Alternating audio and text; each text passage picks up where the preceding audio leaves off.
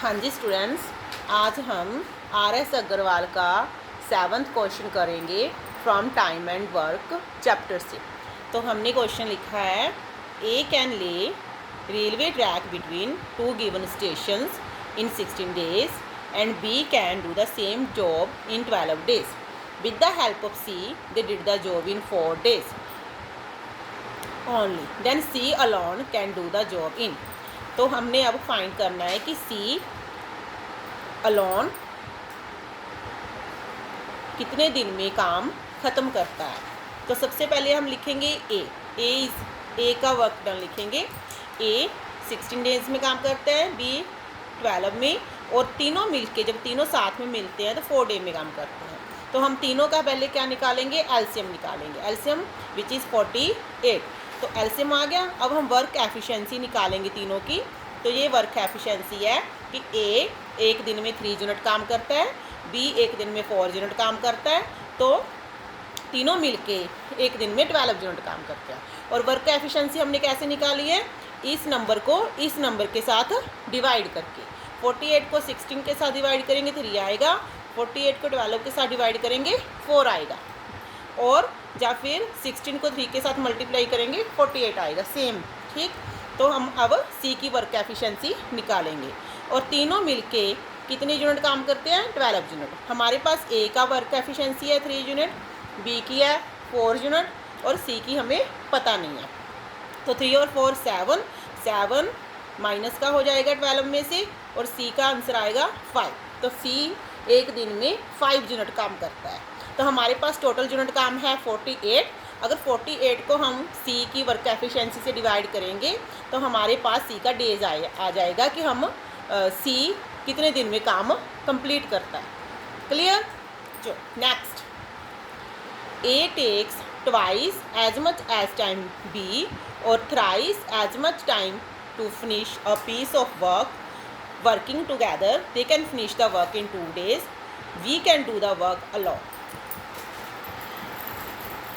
A takes twice as much as time as B or thrice as much as time to finish a piece of work. हमारे पास 3 number है A, B, C. इसमें लिखा है कि A takes twice. A twice काम करता है जितना काम B करता है, और thrice काम करता है जितना काम finish a piece of work.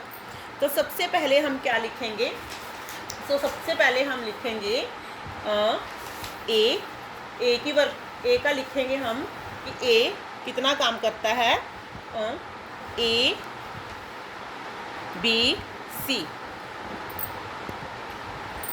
तो हम लेट करेंगे, जैसे सी का हम लेट कर लेंगे 1/3, बी का 1/2. हमने ऐसे क्यों लेट किया, क्योंकि हम इन्होंने दिया हुआ है कि ए टेक्स ट्वाइस, ए बी का ट्वाइस काम करता है। अगर हम इसको 2 के साथ मल्टीप्लाई करें तो क्या आंसर आना चाहिए, 1 आना चाहिए।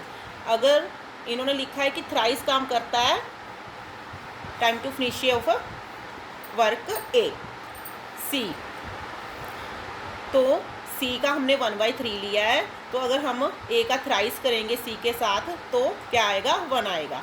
और working together they can finish work in 2 days.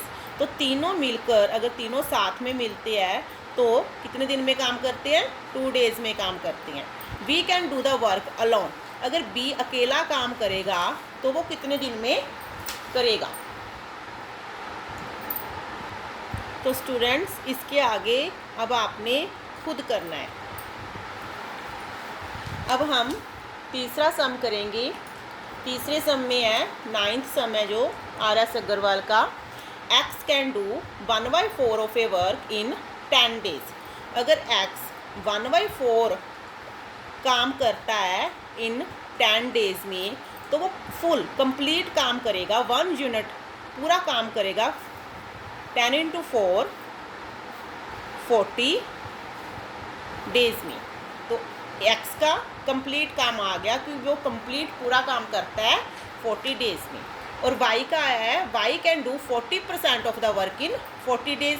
अगर वाई 40% काम करता है 40 days में, 40% इज़, हम इसको सॉल्व करेंगे 1/100 ये आ गया हमारे पास 2/5। 2/5 काम होता है 40 डेज़ में, और कंप्लीट 1 काम होगा कंप्लीट 40 × 5/2 100 डेज़। और x का आ गया कि x कंप्लीट काम करता है 40 डेज़ में, y कंप्लीट काम करता है 100 डेज़ में। 20 × 5 हो गया 100। और z can do 1/3 of work in 13 days. और z जो काम करता है वो 1/3 काम करता है 13 डेज़। 1/3 काम मतलब है कि पूरे काम का 1/3 पार्ट। तो 1 काम पूरा कंप्लीट काम करेगा, इसको हम ऐसे लिखेंगे तो ये आएगा 39। तो पूरा कंप्लीट काम वो 39 डेज़ में करेगा। Who will complete the work first? तो इसमें हम पूछा है सिंपली कि सबसे पहले काम कौन ख़त्म करेगा, इसको आगे कुछ नहीं करना। तो इसमें सबसे पहले कौन ख़त्म करेगा? x करेगा 40 डेज़ में, y करेगा 100 डेज़ में, z करेगा 39 डेज़ में। तो z ही सबसे पहले फास्टली काम कंप्लीट करेगा। Thank you.